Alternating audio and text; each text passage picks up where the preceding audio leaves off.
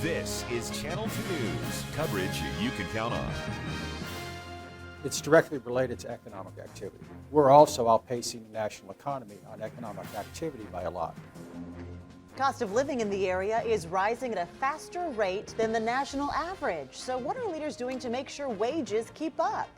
That is our Channel 2 News Big Story at 5 o'clock. We have a follow-up tonight to a report we brought you last week about regional rent prices climbing much faster than we've seen in terms of the national average. Good evening, I'm Kristen Remington. And I'm Landon Miller. Thank you for joining us tonight. For the Reno-Sparks area, experts say wages are actually keeping up in some industries. Zach Mooney joins us live in the newsroom with a closer look. So Zach, what's driving this economic activity? Well, Landon, we all hear about those two tech giants. There's Tesla and Switch, but experts say in the last 4 years, 124 companies have moved to this region. That brings more people, driving up the cost of living. Elected officials and business recruiters say they work together to raise the region's average wages. We've developed a strategic plan. We coordinate with the entire community. We have our elected bodies here, local governments, review it, approve it, so everyone's bought into what we're doing. Edon says companies moving to the region 5 years ago paid $9 to $10 an hour. Now they look for companies with an average of $20 to $21 an hour. So that logistics worker that was getting $11, $12 an hour is now looking at about $18 an hour.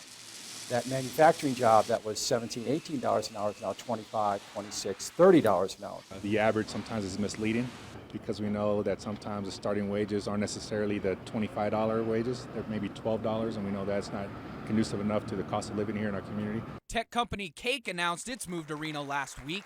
The company tells Channel 2 they plan to grow a staff of 150 in 5 years, with a starting salary around $25 an hour. So really putting pressure and adding to those conversations and being upfront and direct to those that attract those types of jobs.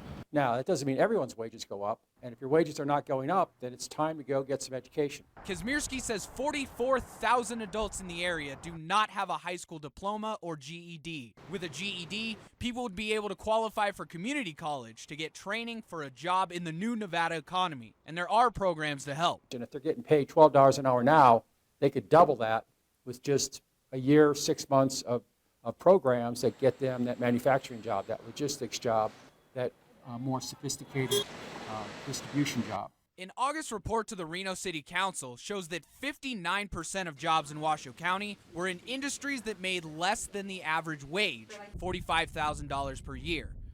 Fix for that, Kazmierski says, is for the community to invest in its workforce development with some help from the state government. Covering Money Watch with the big story, Zach Mooney, Channel 2 News. All right, Zach.